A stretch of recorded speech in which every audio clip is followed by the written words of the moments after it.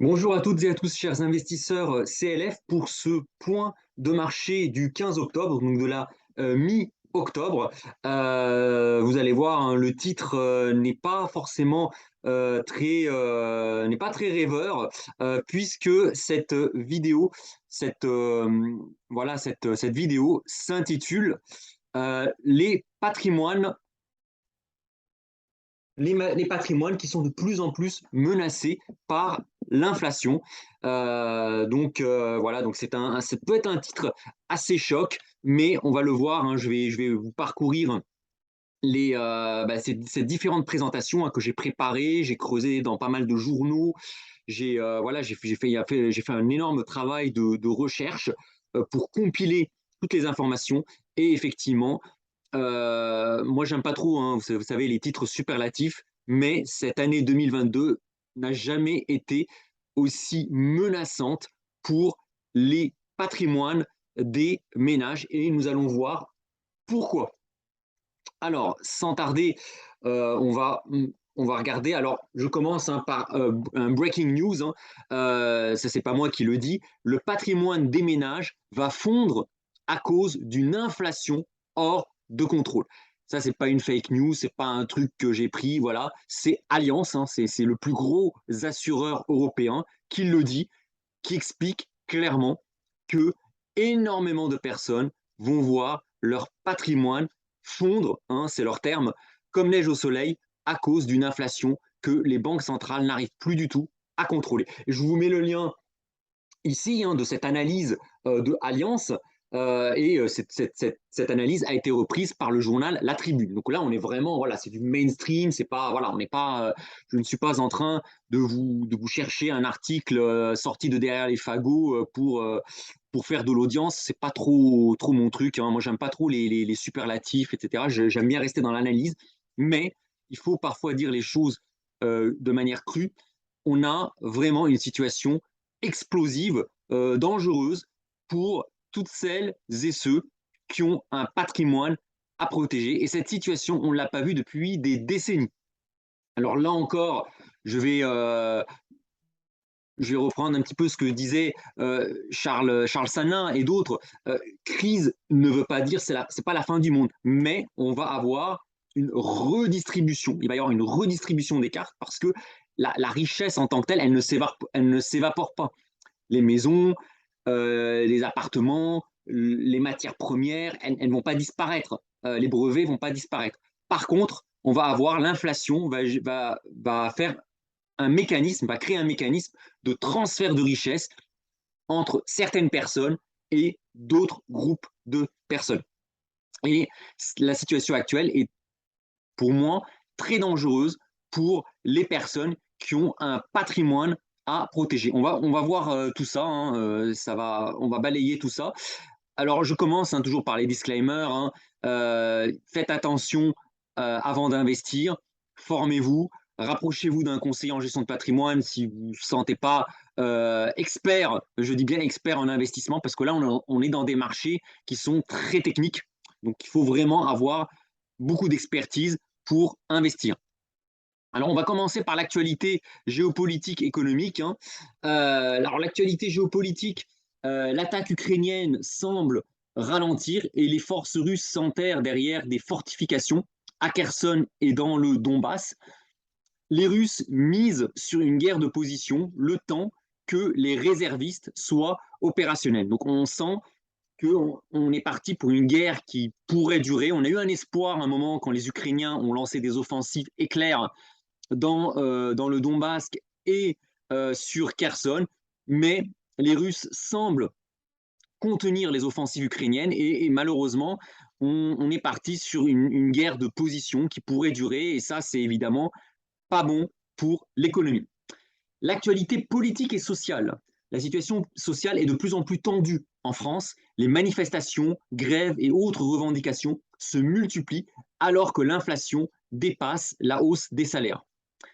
Les grands patrons qui voient leur patrimoine boursier chuter à cause de la baisse des marchés se sont octroyés de fortes hausses de salaire. On parle évidemment du patron de Total, Patrick Pouyanné, mais il n'est pas le seul. Alors évidemment, lui, il est sous le feu des projecteurs parce que Total a fait des bénéfices. mais beaucoup de patrons qui voient la situation, évidemment, essayent de s'augmenter, de s'auto-augmenter, parce que, évidemment, ils anticipent une situation qui va être assez compliquée. Et tout cela contribue à dégrader le climat social. Donc ça, c'est un petit peu, moi, mon analyse, le risque. Alors le risque, ça dépend pour qui, c'est que on ait des revendications fortes qui peuvent être violentes et qui peuvent pousser l'État à adopter des mesures, on va dire des mesures spectaculaires, c'est-à-dire donner aux uns, c'est-à-dire donner à toutes celles et ceux qui revendiquent, à juste titre, hein, des hausses de salaire, de l'argent, etc., etc. Mais cet argent-là, il va falloir le prendre d'une autre poche, d'autres poches. Pourquoi? Parce que les taux ont augmenté et on n'est plus dans le monde de l'argent gratuit. Et ça va contribuer à créer des tensions sociales, parfois violentes, et avec à la clé un risque ou une opportunité, ça dépend dans quel sens on se place, de transfert de richesse. L'actualité macroéconomique, on a une inflation annualisée en Allemagne qui atteint le cap symbolique des 10%. C'est énorme, ça y est, on a une inflation officielle à 2 chiffres en Allemagne. Et l'inflation aux États-Unis continue à s'établir au-delà des 8%, ce qui fait craindre de nouvelles hausses de taux aux États-Unis. Et évidemment, j'enchaîne avec l'actualité monétaire. Les taux continuent à flamber. Les taux français ont dépassé la barre des 3%, tandis que les taux américains dépassent les 4%. Et je ne parle pas des taux britanniques qui ont dépassé 5% sur les maturités longues. Les marchés commencent à sérieusement douter de la capacité des États occidentaux à gérer leurs dettes. Et ça, c'est très, très inquiétant. C'est pour ça que moi, je suis assez sceptique quand je vois certains médias dire, avec certains ministres, dont je ne citerai pas le nom, dire la Russie va s'effondrer. Alors oui, je pense que la Russie souffre, hein, mais je pense que nos dirigeants font de la diversion en montrant à l'opinion occidentale les problèmes que traversent les Russes, mais il ne faut pas oublier que chez nous, la situation est assez compliquée. Alors compliqué ne veut pas dire désespéré, il va y avoir des opportunités, je vais vous en parler, mais la situation est à prendre au sérieux, hein, pour ce qui nous concerne.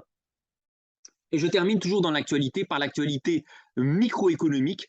Les banques américaines ont commencé à publier leurs résultats et à la surprise des marchés, elles ont dû passer des provisions pour créances douteuses. Pourquoi? Parce qu'elles anticipent un accroissement du nombre de crédits qui ne vont pas pouvoir être honorés. Donc là, on va commencer à avoir des entreprises qui vont envoyer des warnings, ce qu'on appelle des profit warnings, pour indiquer aux analystes, au marché, qu'elles ne pourront pas continuer dans la croissance des bénéfices. Parce que jusqu'ici, le marché tient, ça baisse, hein, mais ça s'effondre pas tant que ça. Les marchés tiennent parce que les entreprises, en fait, elles arrivent quand même à afficher de bons résultats grâce à l'effet volume. C'est-à-dire que même, grâce à l'effet prix, pardon. C'est-à-dire que même si une entreprise ne voit pas son volume de vente augmenter, le simple fait qu'elles arrivent pour le moment à répercuter la hausse des prix sur le consommateur permet d'accroître leur chiffre d'affaires. Mais il va arriver un moment où le consommateur n'a pas forcément des poches pleines de cash à l'infini, et là, on pourrait avoir des entreprises qui ne vont plus pouvoir continuer à augmenter leur prix indéfiniment. Et là, on pourrait avoir justement un basculement d'un mode inflationniste à un mode récessionniste en passant par la stagflation, c'est-à-dire un régime hybride avec une inflation toujours persistante et une croissance qui réellement marque le pas.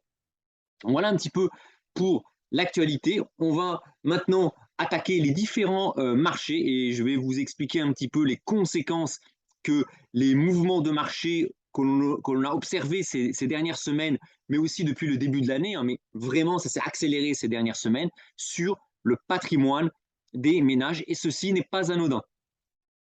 Les taux, on commence par les taux. Les taux français connaissent un nouvel accès de fièvre. On a des taux français, ça y est, qui ont atteint les 3%. Alors, on est à 2,80% sur le 10 ans français, mais à 3,22% sur le 20 ans. Donc, on a des taux longs de l'État français qui sont maintenant autour de 3%. Concrètement, ce n'est pas juste des taux qui montent. Concrètement, comment va faire le gouvernement pour financer toutes les revendications de la population? Comment va-t-il faire? Et moi, là, je vous montre, c'est pour cela que le patrimoine des ménages est en grand danger. Là, c'est le tableau de l'agence France Trésor, donc c'est une agence gouvernementale. Donc les taux français connaissent un accès de fièvre. Donc qu'est-ce qui va se passer? Voici la projection du projet de loi de finances, le PLF. Donc ça, c'est la source de l'AFT, donc agence France Trésor gouv.fr. Donc vous allez dessus, vous tomberez sur le tableau. La France, l'État français, s'apprête à émettre 270 milliards de dettes pour financer le fonctionnement de l'État. Et ça, c'est avant toutes les revendications des fonctionnaires, des salariés pour avoir des hausses de salaire pour suivre l'inflation. Mais sans ça, rien que sans ça, on est sur une trajectoire de 270 milliards. L'État français va avoir besoin de 270 milliards d'euros pour financer son train de vie et le train de vie de la population. Et là, je vous ai mis un petit exemple simple. En 2021, les taux étaient à moins 0,3% en moyenne. En s'endettant à hauteur de 260 milliards d'euros, l'État était payé pour s'endetter et recevait des intérêts annuels, bon c'est facile, c'est une multiplication, de 780 millions d'euros. Donc l'État était payé pour s'endetter et distribuer des chèques, des quoi qu'il en coûte, de 780 millions. Il recevait. Aujourd'hui, le 15 octobre 2022, avec des taux à 3%, en s'endettant à 260 milliards d'euros, l'État devra payer une charge annuelle, tous les ans, une charge annuelle d'intérêt de 8 milliards d'euros. C'est une multiplication, 260 fois 3%, ça fait 8 milliards d'euros chaque année que l'État va devoir payer, ne serait-ce qu'en intérêt, pour pouvoir soutenir le rythme. Donc je vous laisse imaginer la marge de manœuvre qu'a Emmanuel Macron et son gouvernement pour satisfaire à toutes les revendications salariales de la part des contribuables qui veulent être augmentés, qui veulent que leur pouvoir d'achat suive l'inflation. On voit un petit peu que ça va être très très compliqué et ça évidemment les grands patrons le savent. C'est pour cela que évidemment eux les grands patrons, Patrick Pouyanné et tout, ils vont pas attendre que l'État commence à regarder, ils se sont augmentés, ils se sont octroyés des augmentations pour anticiper la tempête qui s'en vient. Sauf que là, le problème, c'est que malheureusement, que va faire le gouvernement? Il ne pourra plus miser sur la planche à billets de la Banque Centrale Européenne, il ne pourra plus s'endetter à taux négatif pour payer les infirmiers, les cheminots, les profs, etc., etc., etc. La seule manière pour rétribuer toutes ces fonctions qui sont des fonctions nobles, on a besoin de professeurs, on a besoin d'infirmiers, on a besoin des pompiers, on a besoin de policiers, on a besoin de juges, mais malheureusement, si le gouvernement veut payer, veut revaloriser ces personnes-là, il va devoir déshabiller Paul pour habiller Jacques. Et malheureusement, qui le gouvernement va déshabiller?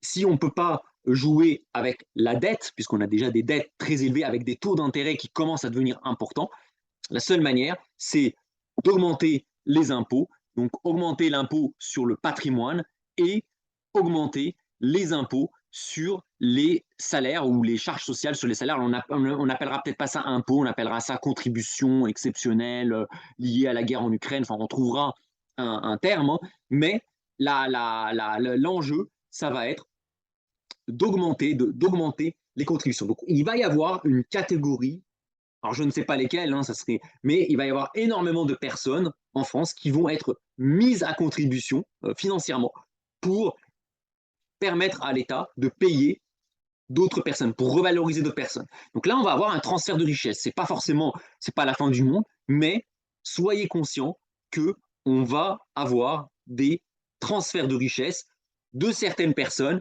vers d'autres personnes. Et a priori, les personnes qui vont avoir qui pourraient tirer leur épingle du jeu, ce sont les personnes qui ont une capacité soit d'utilité, soit de nuisance, qui ont une capacité de bloquer le pays et qui pourront se retrouver en position de force pour négocier des augmentations, des choses comme ça. À l'inverse, les personnes qui sont dans des secteurs un peu saturés, où il y a beaucoup de concurrence et qui en plus, lorsqu'elles arrêtent de travailler, bah, ça ne se voit pas, entre guillemets, les bullshit jobs, là, ça va être très compliqué pour elles. Alors, on parlait de la France, mais quand on regarde chez nos voisins, c'est pas brillant, brillant, brillant. Là, ce sont les taux anglais. Les taux anglais, on voit que les taux britanniques ont dépassé les 5%. Alors là, on a un petit reflux à 4,5 parce que la Banque d'Angleterre, elle a encore été obligée cette semaine d'intervenir en urgence pour éviter l'incendie. Et là, le gros problème, c'est qu'avec la hausse des taux qu'on a eu, hein, on a des taux qui ont quasiment pris 4% depuis un an, c'est énorme. Les fonds de pension britanniques, et ça, c'est pas quelque chose, c'est pas une crainte que j'ai sur le futur, c'est ce qui se passe aujourd'hui. C'est ce qui se passe aujourd'hui, c'est mathématique. Les fonds de pension britanniques, dans lesquels sont stockés la retraite des Britanniques, perdent, au moment où je vous parle, 50% de leur valeur depuis le début de l'année. Et c'est mathématique. C'est pas ils vont perdre, je crains que. C'est déjà fait. C'est déjà fait. C'est simple, c'est une règle mathématique. Les taux ont pris, les taux anglais ont pris quasiment 4%, donc 4% de hausse des taux. La duration, la maturité moyenne des obligations dans lesquelles investissent les fonds de pension pour les citoyens britanniques pour leur retraite, ce sont des durations à 15 ans. Vous faites un calcul tout simple, il n'y a pas besoin, voilà. Hausse des taux de 4%, multiplié par la duration, par la maturité, multiplié par -1, parce que le prix des obligations évolue en sens inverse des taux, ça vous fait un petit calcul de comptable, ça vous fait 50% de décote. Donc là, en Angleterre, il y a le feu, comme on dit, il y a vraiment le feu au lac, et ça devient très, très, très dangereux pour les retraités anglais. Et j'embraye sur la France à nouveau. Il ne faut pas croire que nous, en France, on est beaucoup plus à l'abri. Actuellement, et là encore, c'est des sources sûres, des personnes qui sont dans le milieu, je suis dans le milieu, les assureurs, tous les assureurs, ont, ont des grosses moins-values dans leur portefeuille obligataire. Et les portefeuilles obligataires des assureurs, c'est ce qui permet aussi de financer en grande partie les futurs compléments de retraite des contribuables. Et aujourd'hui, au moment où je vous parle, les portefeuilles obligataires des assureurs-vie ont de grosses, grosses moins-values. Alors, on n'est pas à 50% de moins-value comme en Angleterre, on n'a pas des maturités aussi longues, mais on a des moins-values qui commencent à atteindre les -15, -20, -25% chez les assureurs et les fonds de pension français. Donc, si jamais les assureurs sont prêts, peuvent garder cet argent pendant 10-15 ans, c'est pas grave. Parce que si vous gardez une obligation jusqu'à maturité, jusqu'à 10 ans, 15 ans, vous retrouvez vos petits. C'est mathématique. Sauf si vous pensez que l'État français va faire faillite. Moi, personnellement, je n'y crois pas. Vous voyez, on n'est pas sur une chaîne de fin du monde, etc., une chaîne apocalyptique. Moi, j'essaye d'être réaliste. Moi, je ne crois pas en la faillite de l'État français. Néanmoins, si jamais les personnes, les gens devaient, parce que leur pouvoir d'achat diminue, devaient tous en même temps commencer à vouloir retirer leur argent des assurances vie, etc., bah, pour pouvoir, parce que l'inflation, etc., ils veulent garder leur pouvoir d'achat, là, on peut commencer à avoir de gros, gros problèmes de liquidité chez les assureurs. Donc, on voit bien que les patrimoines sont en danger. Donc, le fait de rien faire, vous vous faites laminer par l'inflation, mais même l'argent qui est placé de manière complètement passive dans des fonds de pension qui ont un mode de gestion piloté, ben aujourd'hui, cette année 2022 est très très compliquée. Alors je continue aux États-Unis. Les États-Unis ne sont pas épargnés par les tensions sur les taux. Les taux américains sont à des niveaux jamais vus depuis une dizaine d'années. On atteint quasiment les 4% sur le taux 10 ans américain. Et là où ça devient dramatique, dramatique, c'est l'impact sur les taux hypothécaires. Il ne faut pas oublier qu'aux États-Unis, les taux, les ménages américains s'endettent à taux variable. Et aujourd'hui, au moment où je vous parle, là encore, c'est pas oui, je crois que dans 15 ans, il va y avoir un problème. C'est aujourd'hui, ça c'est un graphique. La source, c'est la Fed. Vous voyez, toutes les sources sont quand même des grosses sources, hein, la Tribune, Alliance, France Trésor, l'agence France Trésor, l'équivalent britannique, hein, de l'agence France Trésor, mais au Royaume-Uni. Là, c'est la Fed. Donc, ce sont les taux hypothécaires, les taux d'emprunt immobilier publiés par la Réserve fédérale américaine. Donc, ça encore, c'est des news officielles. Regardez où on est aujourd'hui. Les taux d'emprunt aux États-Unis immobiliers atteignent la barre des 7%. Vous n'avez pas entendu, 7%. Un ménage américain qui veut faire un crédit immobilier, il va s'endetter à 7% par an. Pire encore, même les ménages, contrairement en France, à la France, les ménages qui ont acheté leur maison ou leur appartement à des taux à 2 et quelques pourcents, comme ils sont à taux variable, la règle aux États-Unis, dans la plupart des pays à part la France, c'est le taux variable. Bah, aujourd'hui, leurs mensualités vont être réévaluées avec un taux de 7%. Donc 80, plus de 90% des ménages américains vont aujourd'hui, au moment où je vous parle, payer des traites, des mensualités avec un taux de 7%. Je rappelle, petit rappel historique, vous voyez là, 2006-2007, avant le déclenchement de la crise des subprimes, les taux américains, les taux d'emprunt américains immobiliers étaient montés à 6,80. Et ça a généré une crise dantesque qui s'est terminée par la chute, la faillite de Lehman Brothers et une énorme récession. Là, vous voyez la barre grise, c'est la récession économique aux États-Unis. Ça s'est terminé par une énorme récession avec la crise des subprimes parce que les ménages américains ne pouvaient plus rembourser leur crédit immobilier. Regardez où on est à 7% aujourd'hui aux États-Unis de taux de crédit immobilier. Rien ne dit que les taux ne vont pas continuer à augmenter. On ne semble pas avoir atteint un plafond, mais on est déjà au-dessus de la crise des subprimes. Et vous voyez, on n'est pas encore entré en récession. Donc je vous laisse imaginer ce qui risque d'arriver dans les prochains mois sur le marché immobilier américain. Et là encore, on risque d'avoir une énorme destruction de richesses, une énorme destruction de patrimoine aux États-Unis.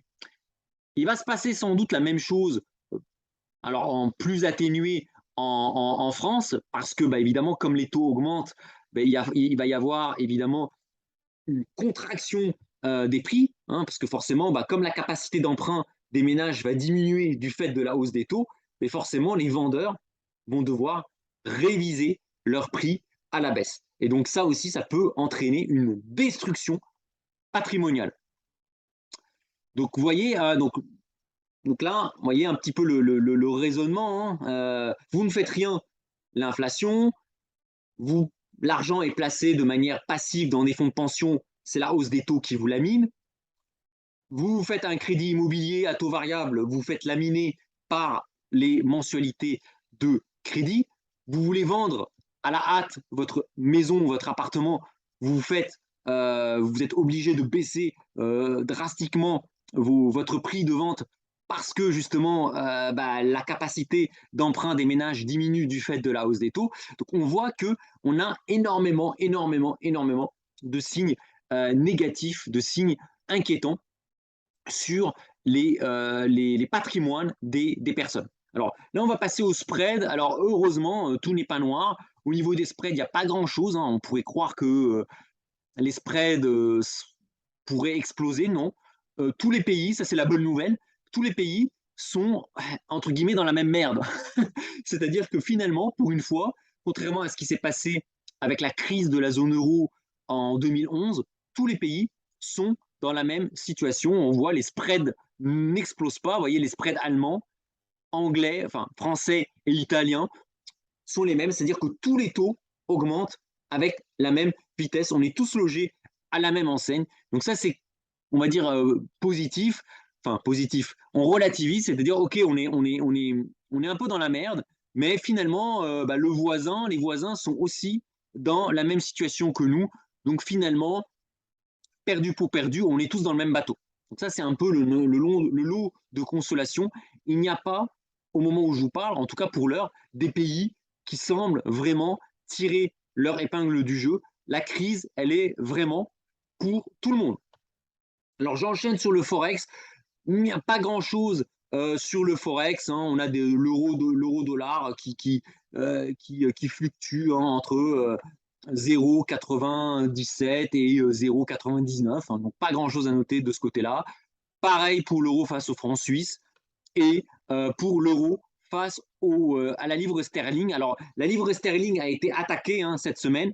On ne le voit pas sur le graphique parce qu'à chaque fois, la Banque d'Angleterre intervient pour éviter que la livre sterling ne s'effondre. Mais pour le moment, le marché des changes est relativement calme cette semaine.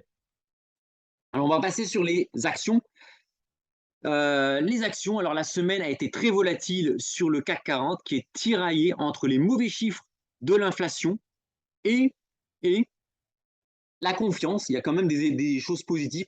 La confiance dans les entreprises jugées pour l'heure capables de répercuter les hausses de prix sur les consommateurs. Donc, ça explique pourquoi le CAC 40, pour le moment, résiste plutôt bien. Alors, on est en dessous de 6000 points, on est quand même hein, sur une tendance baissière, mais on n'est pas sur un effondrement du CAC 40.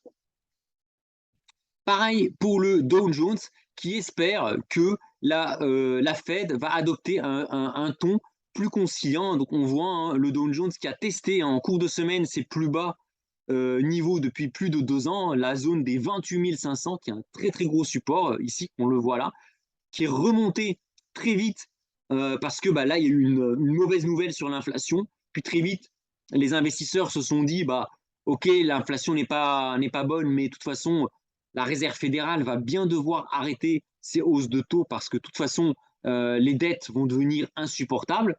Et là on a vu les marchés qui ont remonté.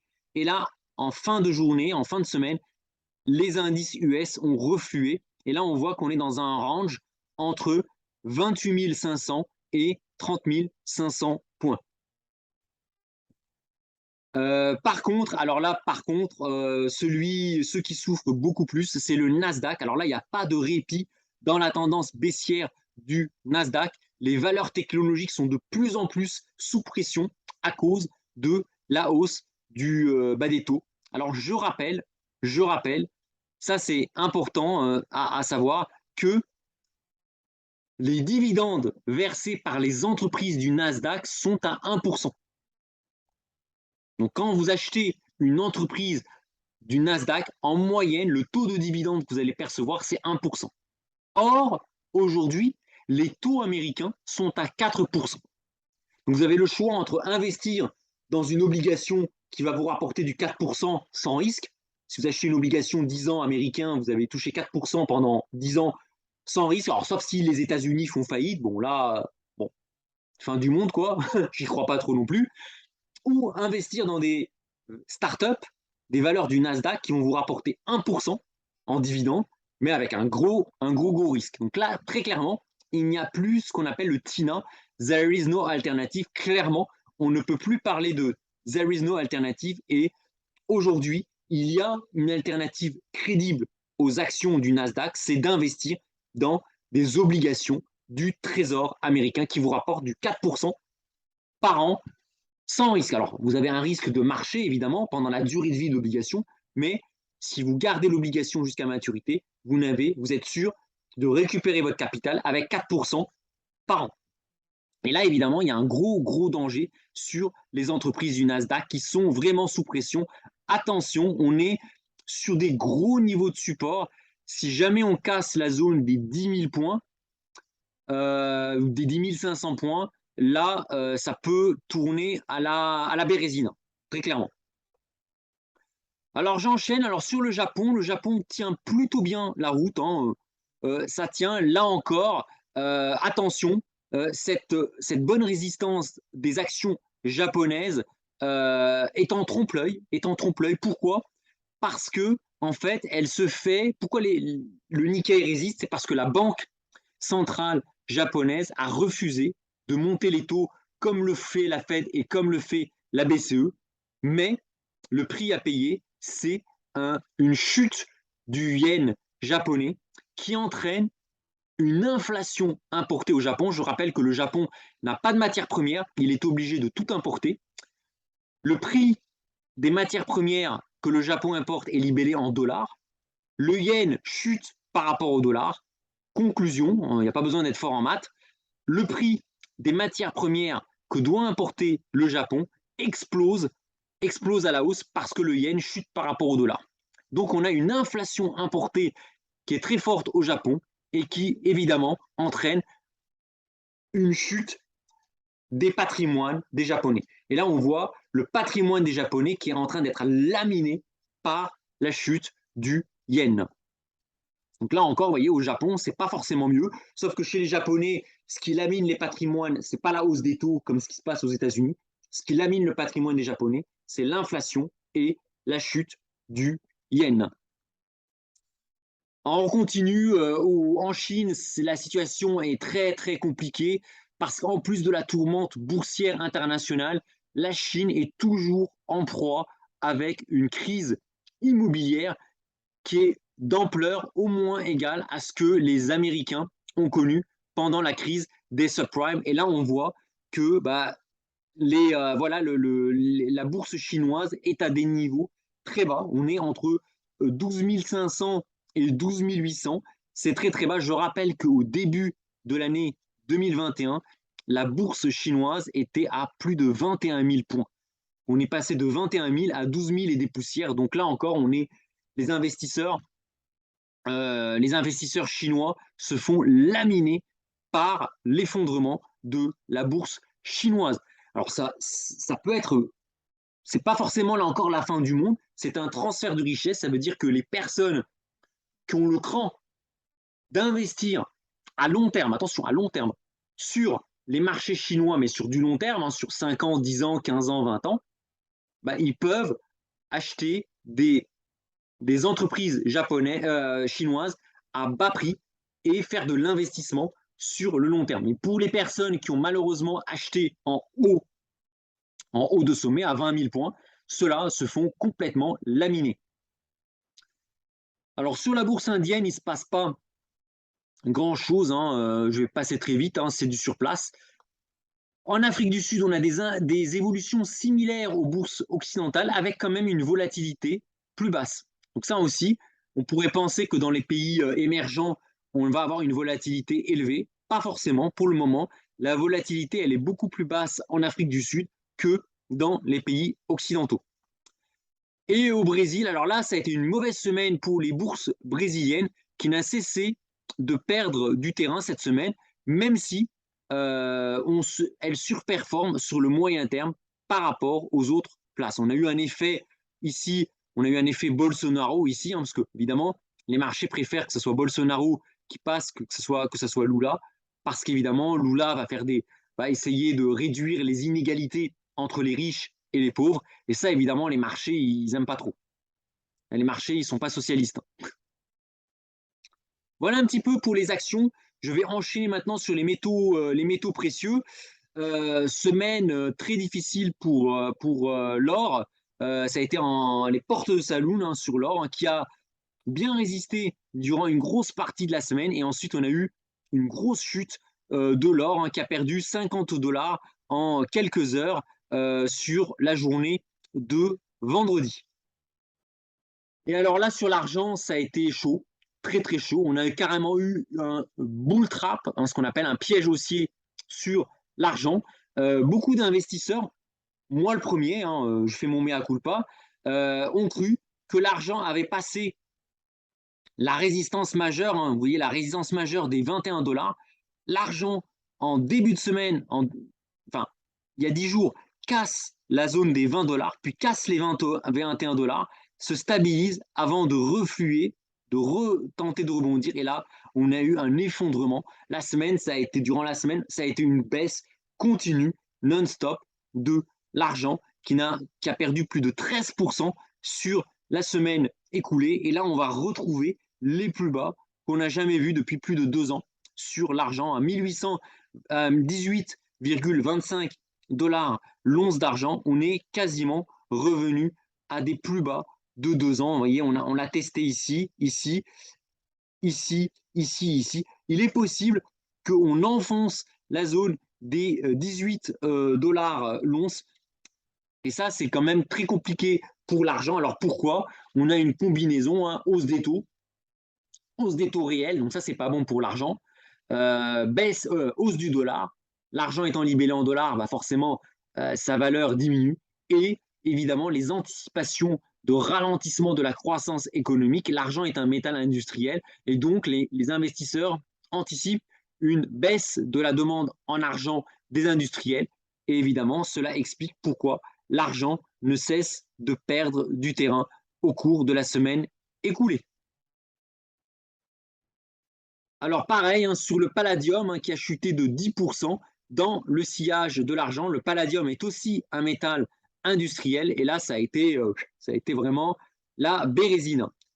Le platine, lui, à contre-tendance, résiste sur les 900 dollars. Alors pour combien de temps, ça, j'en sais rien, mais pour le moment, on a une résilience du platine par rapport aux autres métaux précieux. Hein. C'est le métal qui a le mieux performé, mais là encore, hein, c'est pas spectaculaire. On est quand même sur une tendance baissière.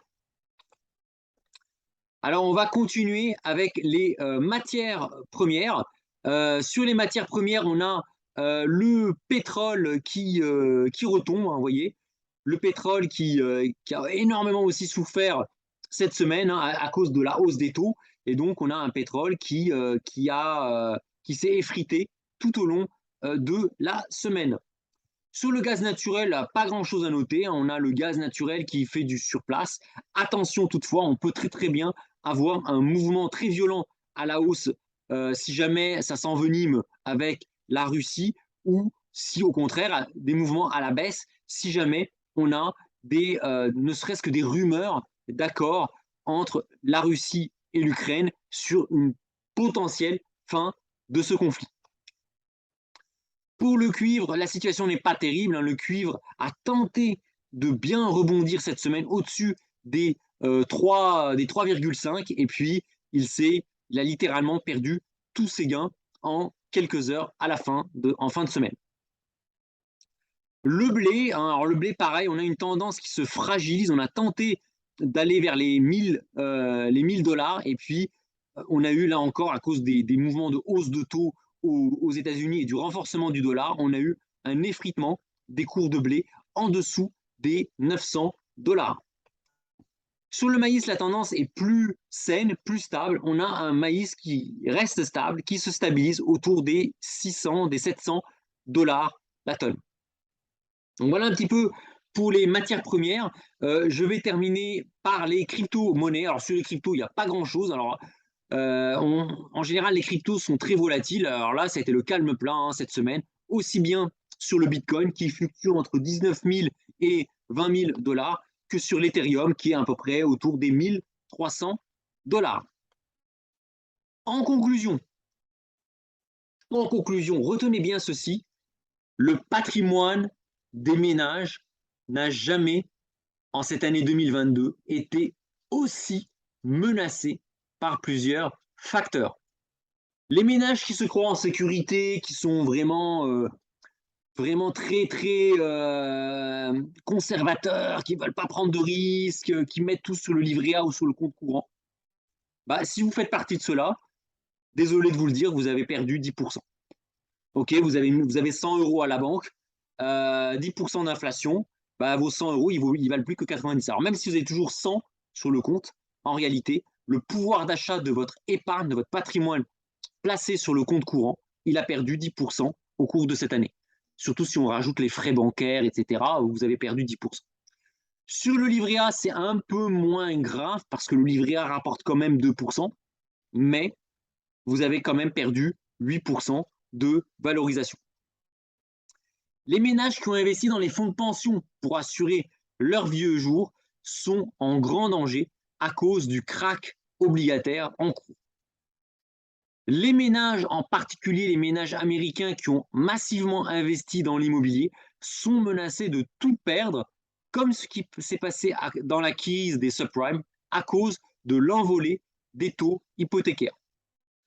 Les ménages qui misent sur le high-tech, qui se disent bah, nous, l'immobilier, c'est un peu old-fashion, ça, c'est du patrimonial, nous, on est high-tech, on est Nasdaq et tout, sont aussi en grande difficulté à cause de la débâcle du Nasdaq. Et là encore, je vous ai montré le graphique du Nasdaq, qui est un graphique qui intègre des grosses capitalisations comme Apple qui résistent bien.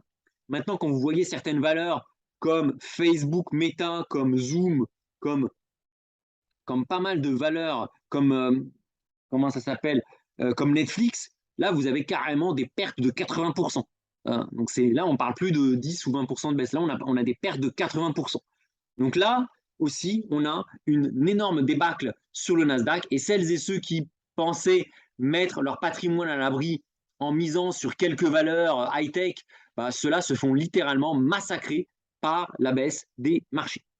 Les ménages prudents qui croient que l'or et l'argent vont les protéger de l'inflation enregistrent des performances, excusez-moi du terme dégueu, de l'ordre de moins 20 à moins 30% à cause de la chute des métaux précieux du fait de l'anticipation de hausse des taux réels et de la baisse de la croissance.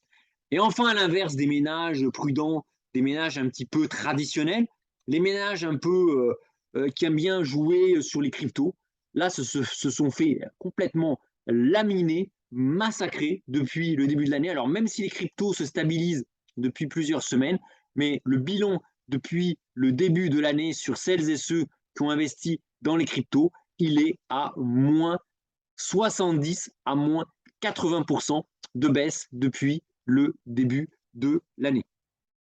Donc là, vraiment, ça a été vraiment un bain de sang et ce n'est pas fini. On a vraiment donc, les ménages, le patrimoine des ménages n'a jamais été aussi menacé qu'aujourd'hui et on est dans une situation qu'on n'a pas vue depuis des décennies. Moi, je suis né en 1976, hein, je suis plus jeune. Ben, c'est une situation qu'on n'a plus vue depuis très, très longtemps. Alors, les conseils. Conseils, intéressez-vous à l'investissement. Hein, des allocations à 100% livret A, compte courant, ce sont des stratégies ruineuses face à l'inflation. L'État n'est pas votre ami. L'État, jamais l'État ne montera les taux du livret A au-dessus de l'inflation. Parce que l'intérêt de l'État, c'est de se désendetter. Le livret A, c'est la dette. En investissant dans le livret A, vous investissez dans la dette des logements sociaux. La dette des logements sociaux, c'est détenu par l'État. Donc plus le taux du livret A augmente, plus les organismes sociaux vont tirer la langue pour rembourser leur crédit. Et donc, ce n'est pas du tout l'intérêt de l'État que le livret A, le taux du livret A soit au-dessus de l'inflation. Donc, des allocations d'actifs passifs, compte courant, livret A à 100%, ce sont des stratégies qui, mathématiquement, vont vous faire progressivement perdre de l'argent et du pouvoir d'achat par rapport à l'inflation. Alors, ça ne veut pas dire qu'il ne faut pas avoir de livret A, j'en ai un, mais dans le livret A, il faut garder uniquement l'épargne de précaution, donc l'épargne dont vous avez besoin pour faire face à un frigo qui tombe en panne, une machine à laver, une fuite d'eau, etc. Mais avoir des livrets A pleins à bloc avec de l'argent dont vous êtes sûr que vous n'avez pas besoin à court moyen terme, et pire encore, avec des comptes courants, si vous avez des comptes courants avec des dizaines de milliers d'euros ou des centaines de milliers d'euros sur le compte courant, ça sert strictement à rien. Vous êtes sûr de vous appauvrir. Deuxième conseil, ne mettez pas tous vos œufs dans le même panier et diversifiez-vous. Moi, je ne crois pas en l'actif miracle. En l'actif miracle, passe-partout, ça n'existe pas, j'y crois pas. Et d'ailleurs, le marché le montre clairement. Aujourd'hui, il n'y a pas un actif qui a cartonné. Tous les actifs, évidemment, bah, peuvent monter, descendre. Aujourd'hui, on a beaucoup de baisses, mais il n'y a pas d'actif miracle. Troisième conseil, ayez une approche dynamique. Alors, je ne vous encourage pas à faire du trading, bien évidemment, mais il faut être proactif dans ses investissements. Il faut surveiller ses investissements et évidemment être à l'affût d'opportunités parce que c'est dans des phases de baisse des marchés comme actuellement qu'il y a des opportunités d'investir. Donc, vous voyez, il faut éviter en fait les extrêmes. Premier extrême, je fais rien, je fais l'autruche, je mets tout dans le livret A et j'attends que ça passe. Mauvaise idée, parce que là, vous faites balayer par l'inflation. Mais à l'inverse, il ne faut pas se jeter sur tout ce qui bouge. Hein. Si vous recevez un coup de fil de, je sais pas, d'un influenceur qui vous dit que waouh, il y a un actif là qui va vous rendre riche en quelques mois, pareil, hein, ça, faut fuir aussi. Hein. Voilà, il faut avoir une approche dynamique, proactive. Quatrième conseil, pilotez vos investissements comme vous pilotez une carrière en intégrant les contraintes matérielles et en intégrant vos objectifs patrimoniaux. Et enfin, dernier conseil qui découle du quatrième, ne vous lancez pas sans filet. Formez-vous avant d'investir. Et si vous n'avez pas le temps ou la patience de vous former, et ce que je peux comprendre, moi, comme je vous l'ai dit, les métiers manuels, je n'ai pas le temps de me former sur les métiers manuels. Une journée fait 24 heures. Faites-vous accompagner par un professionnel dans la finance. Il n'y a pas de honte à ça. Moi, j'ai un problème avec ma chaudière, avec mon chauffage, avec mes canalisations qui fuient. Ben, je ne vais pas sortir le tournevis et puis m'improviser comme étant plombier. Je fais appel à un plombier. J'ai un souci de santé, je vais voir mon médecin. Ben, vous, pareil. Soit vous avez le temps de vous former et de vous former sérieusement, de lire des bouquins, de regarder des vidéos, etc. Sérieusement. Mais si vous n'avez pas le temps ou l'envie ou la patience, etc., faites-vous accompagner par un professionnel. Donc voilà un petit peu pour mes conseils. Voilà, donc n'hésitez pas un petit peu à mettre vos commentaires et je vais passer maintenant à la dernière partie de cette vidéo pour vous parler de mon patrimoine personnel. Alors, mon PNL continue à s'apprécier lentement. Hein, vous voyez, mon portefeuille continue à s'apprécier. Alors, c'est mon portefeuille de plus-value réalisée. Hein. Ce n'est pas le latent, c'est le réalisé. Il continue à s'apprécier lentement et mon objectif, c'est d'être en mesure d'absorber euh, le prochain rollover des obligations. Hein, j'ai un portefeuille, j'ai des obligations dans mon portefeuille. Tous les 3 mois, mon broker vend les obligations. On a ce qu'on appelle un rollover obligataire. Et évidemment, lorsque les obligations sont en moins-value et qu'il y a un rollover, évidemment, j'ai une baisse de mes plus-values réalisées. Et donc, moi, mon objectif, c'est d'éviter, c'est de limiter au maximum la casse en décembre, parce qu'à la fin du mois de novembre, début décembre, il va y avoir un rollover de mon portefeuille obligataire, un rollover obligatoire, et là, je risque d'avoir une baisse. Et mon objectif, moi, c'est de faire moi-même les rollovers. Je peux très très bien faire des rollovers inférieurs à 3 mois, même si je sais que tous les 3 mois, il y a un rollover des futures sur obligations. Mais moi, mon objectif, c'est d'atténuer au maximum mes pertes obligataires pour éviter d'avoir une trop forte chute au moment du rollover obligataire. Alors évidemment, ça n'a pas été forcément une bonne semaine. Mon portefeuille retombe à moins 9% et sous-performe légèrement les marchés actions du fait de la forte correction évidemment des métaux précieux. Moi, je suis investi aussi en argent et en or. Et évidemment, l'argent et l'or ont mal vécu cette semaine, surtout l'argent. Et ben, évidemment, ça se voit sur mon portefeuille. Donc, je suis aujourd'hui à peu près moins 9% sur mon portefeuille. Voilà, donc c'est pas, j'en suis pas très très fier. J'ai aussi un ratio de latence qui est très bas. Hein. Je suis à 1,88%. Je rappelle, le ratio de latence, c'est les plus-values divisées par le total des plus-values et des moins-values, la valeur absolue. Et donc évidemment, je n'ai que aujourd'hui que 50 € de plus-value latente que je peux réaliser, que je peux réaliser pour augmenter mon stock, ma valeur réalisée de mon portefeuille. Donc je suis ici. Donc ça, c'est pas non plus un bon indicateur pour moi. Par contre, là où j'ai un indicateur qui est favorable, c'est un taux de marge disponible qui est à 85%. Ça c'est intéressant. Ça veut dire que j'ai encore des réserves de cash pour investir encore, investir en cas de nouvelle baisse des marchés. Et c'est ça c'est important, c'est de garder des réserves de casse, de limiter la baisse. Donc, je suis à moins 9%. Donc, ce n'est pas joyeux. Mais mon objectif, c'est de freiner la moins-value de mon portefeuille et de garder un maximum de cash pour être prêt à investir si jamais il y a des opportunités qui apparaissent. Donc là, vous avez le détail de mon portefeuille. Hein. Là, vous avez le détail. Donc là, on a évidemment, je suis à moins 43 € sur mon portefeuille obligataire. Donc ça, je suis plutôt heureux parce que les portefeuilles obligataires ont connu, mon portefeuille obligataire a connu une sacrée dérouillée. Hein. Si je n'avais pas fait du trading, quelque part, j'étais obligé de faire des achats-ventes, acheter des stratégies de couverture sur les actions notamment et sur les obligations. En réalité, je devrais aujourd'hui perdre, quand on voit les moins-values, la chute des obligations à la hausse des taux d'intérêt, je devrais être quasiment à moins 500, moins 600 € de moins-value latente. Enfin, encore, quand je dis moins 600, je devrais même être à quasiment moins 1000 € de moins-value latente. Je ne suis qu'à 43 € de moins-value latente. Donc j'ai réussi, et ça je suis plutôt fier de moi, j'ai réussi à absorber une grosse partie du crack obligataire en cours. Et j'ai pu rouler finalement tout mon portefeuille obligataire à des taux assez intéressants. Donc ça, c'est plutôt positif.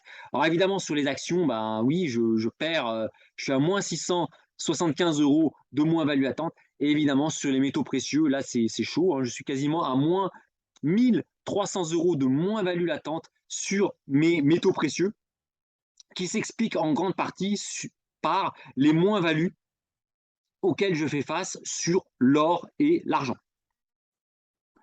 Bon, sur les matières premières, bon, je suis en moins-value, mais ce n'est pas non plus dramatique. Et sur les cryptos, je suis en moins-value, mais là encore, vu le poids des cryptos dans mon portefeuille, ça ne me mettra jamais en difficulté. Voilà, puis pas grand-chose à signaler sur les dérivés et sur le Forex.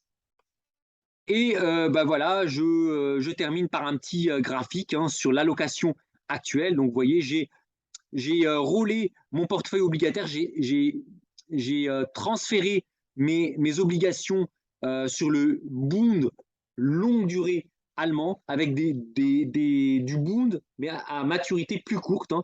Donc, c'est ce qui explique pourquoi ici j'ai une barre bleue qui n'était pas la semaine dernière sur les Bunds allemands, c'est-à-dire que j'avais très très peu d'obligations allemandes, mais à maturité très longue, donc avec une forte volatilité, et j'ai vendu mon portefeuille obligataire allemand pour réacheter plus d'obligations allemandes, mais à maturité plus courte. Et donc là, on a un portefeuille obligataire, voilà, équilibré, un portefeuille action aussi qui est pas mal étoffé, avec évidemment la part belle aux actions américaines. Un portefeuille métaux précieux, donc avec l'argent et l'or en haut de l'affiche. Un portefeuille de matières premières, assez équilibré aussi. Un petit portefeuille de crypto et du Forex. Alors, en conclusion, cette fois-ci sur mon portefeuille à moi, hein, mais quelle est mon analyse sur ma situation de mon portefeuille? Alors, clairement, il ne faut pas se voiler la face, mes performances sont loin d'être géniales. Contrairement à beaucoup de personnes, je ne suis pas là pour présenter un monde idyllique où je suis évidemment le meilleur, hein, c'est pas vrai, mais pour partager avec vous la vie d'un investisseur dans les bons moments, mais aussi dans les moins bons. Malgré mes moins 9% de performance négative, et je mets le 9% en rouge, parce que je perds de l'argent, depuis le début de l'année, je suis à l'aise avec ma stratégie qui reste la même depuis le début. Quels sont mes trois axes? Premier axe, battre le marché action qui, sur le long terme, est le marché le plus performant. Aujourd'hui, le marché action accuse une baisse de moins 17% depuis le début de l'année.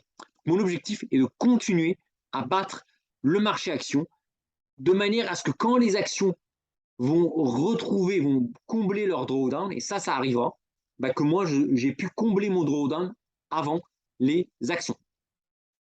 Deuxième objectif, rester proche d'une allocation équilibrée en rapport avec ma situation patrimoniale, comprenant un mix entre actions, obligations métaux précieux et matières premières, et un tout petit peu de forex et de crypto. Troisième objectif, garder un taux de marge disponible élevé, il est aujourd'hui autour de 85%, afin d'avoir encore des cartouches à tirer en cas de nouveaux mouvements baissiers sur les marchés. Et enfin, malgré mes pertes, je n'ai jamais été aussi content d'investir et d'être au cœur de l'action dans le cadran des investissements. Rappelez-vous ceci, quelle que soit votre vocation, c'est par gros temps que vous aurez la confirmation si vous êtes sur la bonne voie ou sur la mauvaise voie. Donc voilà un petit peu pour cette vidéo, ce point de marché, voilà, donc qui est pas voilà, qui est pas très très optimiste. Le titre est assez dur, hein, puisque évidemment, il faut être clair, les patrimoines des ménages n'ont jamais été aussi menacés qu'au moment où je vous parle, hein. Je radote, je sais, mais c'est important de le souligner. Et la meilleure manière pour vous protéger, pour se protéger, c'est d'investir. Et quand je dis investir, c'est pas se faire un all-in sur un actif en particulier, mais de prendre du temps pour investir. Moi, je passe énormément de temps à investir.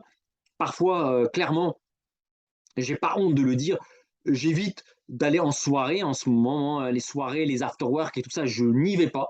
Je rentre chez moi, je profite de ma famille, ça c'est très important. La famille, c'est hyper important, la santé, la famille, mais je préfère passer du temps à suivre ce qui se passe sur les marchés parce qu'en ce moment, on vit une période historique sur les marchés plutôt qu'à passer du temps à boire des verres, etc. Parce que c'est pas forcément la meilleure période. Voilà. Mais évidemment, moi, je suis passionné par ça, j'aime investir. Maintenant, si vous n'avez pas le temps d'investir, de passer du temps à suivre vos investissements, faites-vous accompagner par un conseiller en investissement et en gestion de patrimoine. Voilà un petit peu ce que j'avais à vous dire sur ce point de marché. Voilà, bah, en tout cas, j'espère vous retrouver dans une semaine pour un point de marché, j'espère un peu plus gai. Voilà, bon, en ce moment, c'est compliqué. Voilà, bah, en tout cas, d'ici là, je vous souhaite un bon week-end, une bonne semaine. Prenez bien soin de vous, de votre famille, de vos proches, et j'espère vous retrouver à dans une semaine pour un nouveau point de marché. Salut tout le monde!